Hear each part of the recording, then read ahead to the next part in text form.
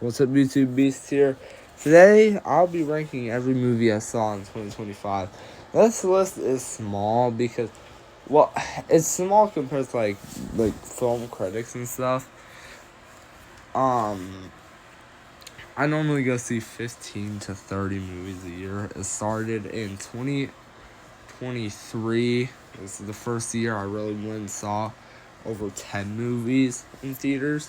Then 2024 it was 16 movies, because in 2023 it was 11, 2024 it was 16, last year 15, and then this year it was it's still counting. But 2024, the reason why I didn't do really any movie reviews, because I really wanted to study how people do movie reviews and get more knowledge. So I didn't start till I went and saw, I think, Twisters and Screen X, and then Borderlands, which I think I took that one off my channel just because I think that actually is still on there. You can still find it. But yeah, and then Sonic 4, or that's not Sonic 3. And also then I didn't even post every movie I saw, and I just posted like I went and saw this. I didn't really post a review for it. But then in 2020, and then 2023 the reason I didn't do it, it's because it wasn't. He's posting YouTube videos. But 2025 was when I really started doing YouTube reviews. And this year, obviously, I've been keeping up with that. So, here is the list of every movie I've seen. And yeah, man, let's have some fun with this. At number 15, so none of these are numbered because they decided not to let me type in the boxes. So, but at number 15, first movie on this list, actually, because the first movie I saw was New Year's Day. Good way to start off the year, huh? It's Kraven the Hunter. No, this is definitely the best Sony movie besides the Venom movies, and even then it's better than Venom 2. Venom 1 and 3 were good. Those were very good. Well, not very good, but they were like, I'd say good. Venom 2 was mid. I did like Carnage, but he was not utilized well. Like, why was him and like, now I'm blanking on the dude who was controlled by Carnage. Why were they like fighting? Why were they? Because in the comics, they are on the same side. They both want to like kill and be villain. In the movie, they were arguing over a lot of stuff. Pretty sure it wasn't Woody Harrelson Carnage. Anyways, that's not my point. My point is that Kraven had some flaws. Definitely happy it got the R rating, because Morbius should have had it. Venom, all of the Venom, especially Venom 2, that's another thing that held it back. If you're gonna have Carnage, you gotta put rated R. Unless it's animated, then it can be like the animated show back in the day. But if it has Carnage, it gotta be rated R. Same with Null, has to be like, maybe start off PG-13, but then you gotta ramp it up to R. Anyways, happy this got an R rating, but it still doesn't like excuse some of the flaws. The major flaw I had is the dialogue. Like, whenever the characters were talking, you would the character's mouth movement would be delayed from when you would hear them talking on screen. But I will say the action was pretty good in the film, especially the last fight between Kraven and Rhino. Some of the character building wasn't great. Like, I guess Kraven's character building, but then his dad's character building wasn't great. I did like the post-credit scene, but I think I give this movie a 5 out of 10.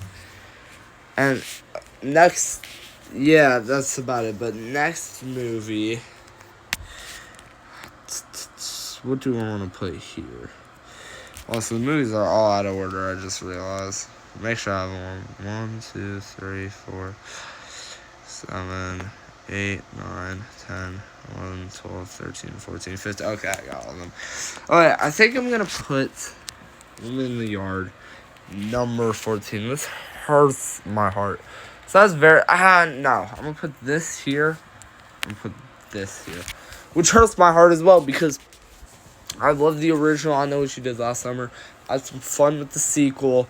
The third one is just a hot mess. It's not fun to even watch. I think you might want to, like, get checked for something or get checked if you're on something if you ever want to rewatch that third movie. Or just don't watch it at all because you might just wreck your eyes watching it. It's not a good movie. Second one, though, you can have some fun with it. My favorite character is definitely Jack Black's character, but the plot is very loosey-goosey, very lackluster plot. The first one, though, is one of the more iconic slashers for a reason. It's a good, that, Urban Legend, and Scream were I would say the big three, unless you want to swap one of them for Candyman. I would maybe swap Urban Legend for Candyman.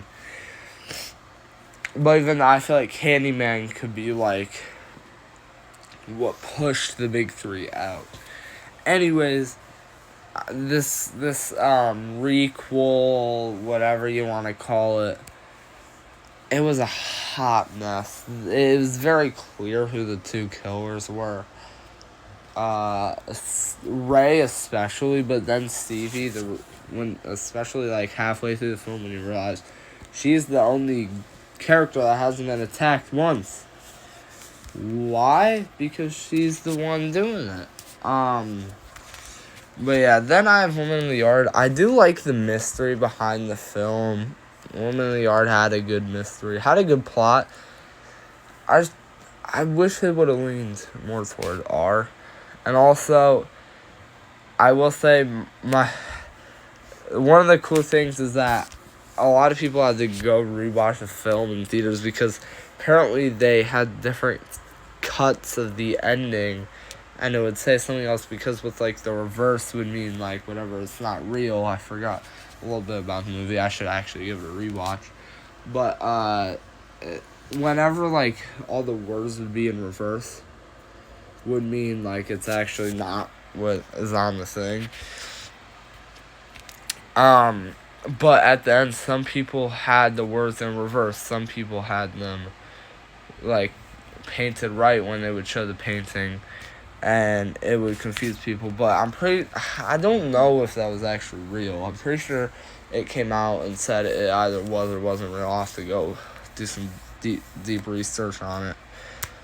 But yeah, it was a good film. I give I Know What You Did Last Summer a 5 out of 10. Woman in the Yard a 7 out of 10. Like, there's a decent leap in quality. Actually, Woman in the Yard I'm going to put here. Freaker Friday is going to go right here.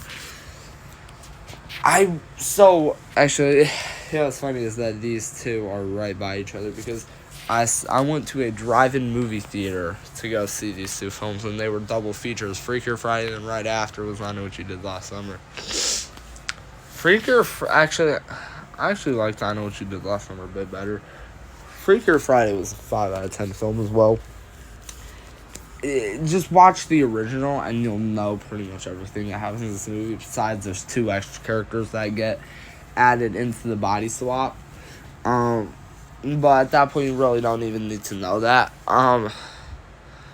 So, yeah. And also, they kind of false marketed you. They said Lindsay Lohan and Jamie Lee were switching, but it was Lindsay Lohan was swapped with her daughter.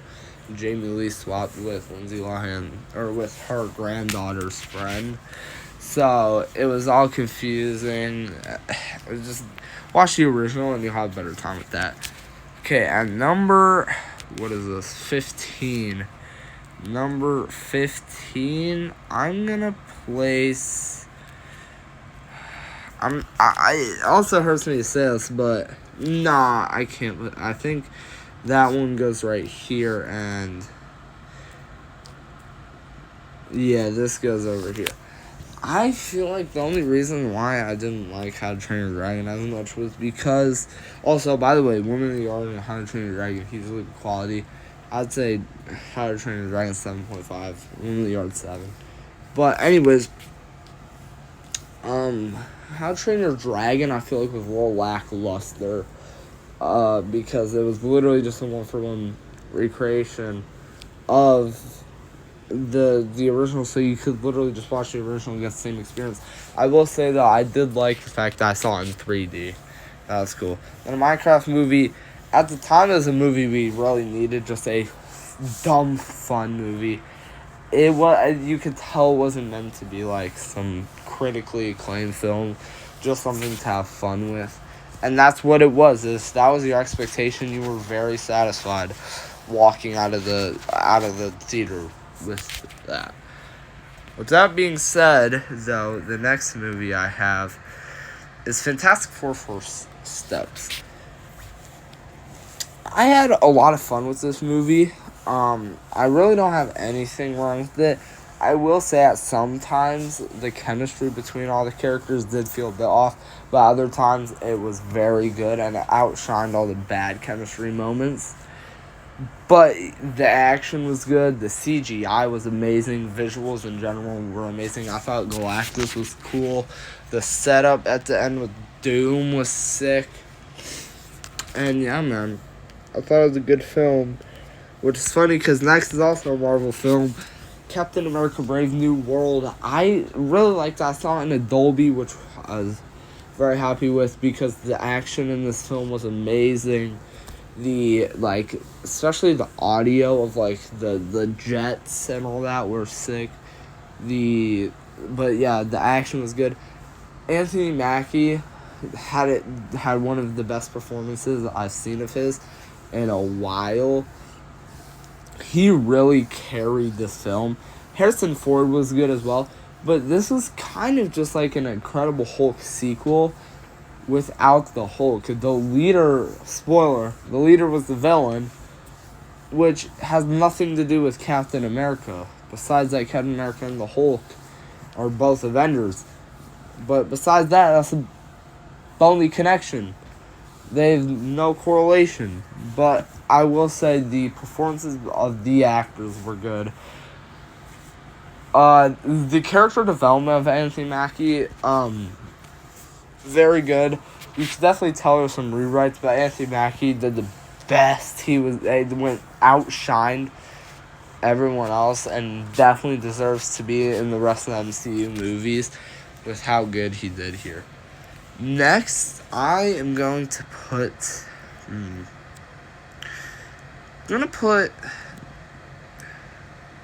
Good Boy. Good Boy was a good film. I really enjoyed it. I thought the premise behind it was pretty cool. Very sad film, though. And also, if you go and watching it, you're not thinking it's gonna be just a straight horror film, like a horror flick, like a haunted house film. You're gonna be very disappointed because the main message of the film, the main thing that's going on is the owner of this dog is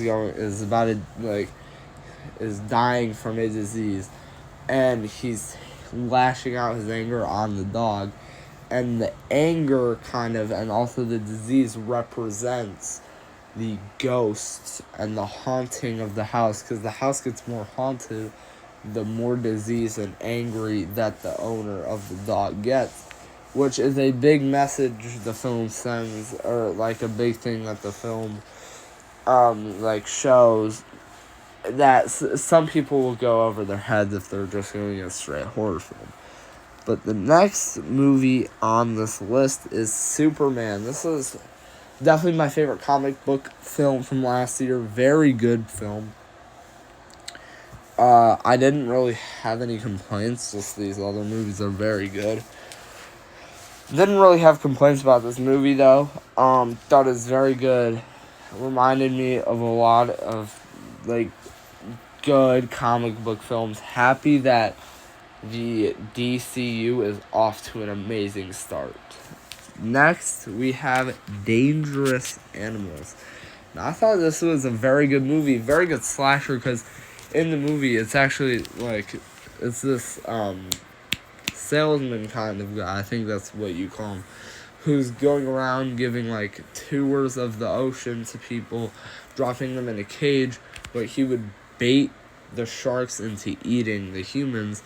And then to the girls, what he would do is he would strap them to a chair, put shark food and blood in like an area, and just have the sharks. And since the humans obviously aren't calm because they're strapped down to a chair, have they're flailing everywhere, hitting the sharks, and the sharks just go chomping down on them. It reminded me of a combination of a slasher film and Jaws. Oh, I need a drink of water, dude. It's a lot of talking, bro. It was reminding me a lot of a slasher fused with Jaws. But yeah, next on the list, I have to put Black Phone 2. I thought it was an amazing sequel. I've seen mixed things. Some people saying it's an amazing sequel. Some people saying it's a lackluster sequel. I think it was good.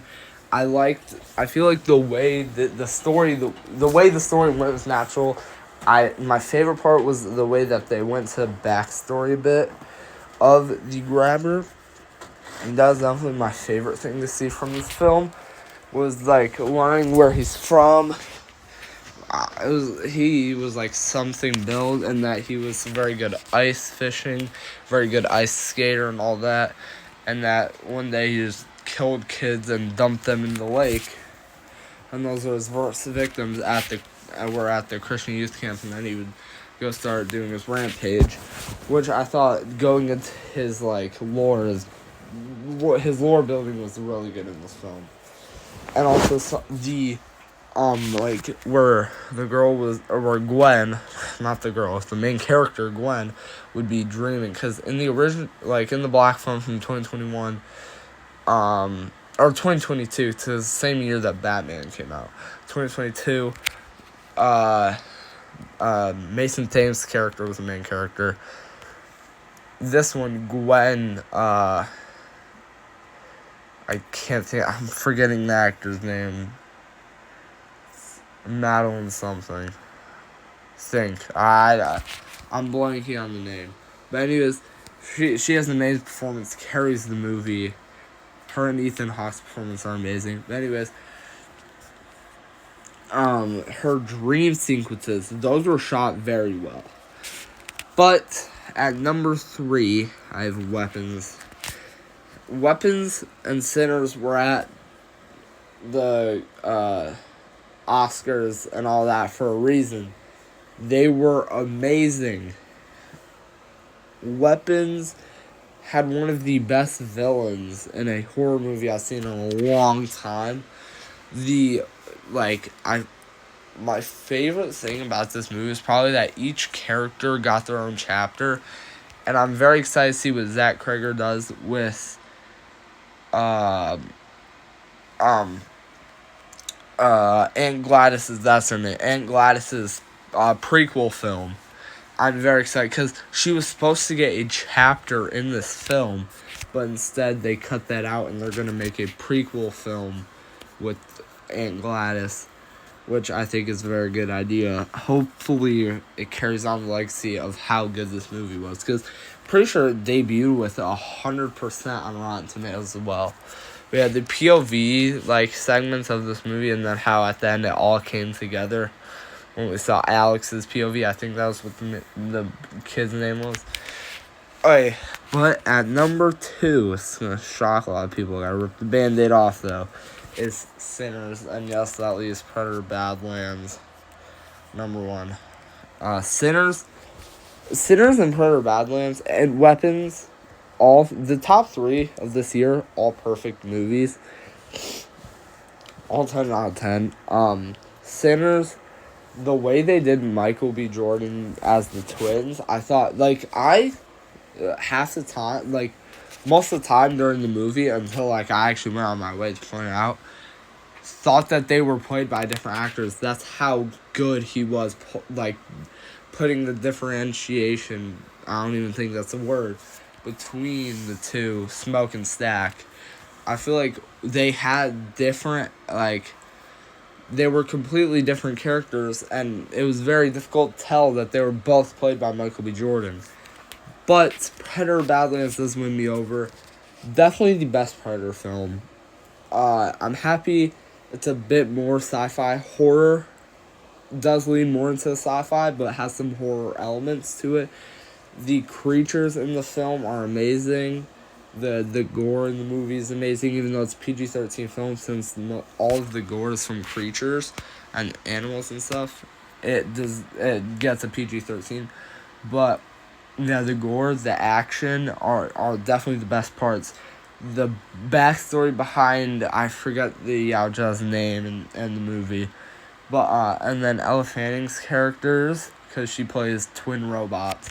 Those both the characters are amazing, especially like the main one that goes with the Yaocha, and then also the fact that at the end the Yaocha is able to prove himself to his father that he is worthy to be alive and become the king or the leader of the Yaochas of that planet.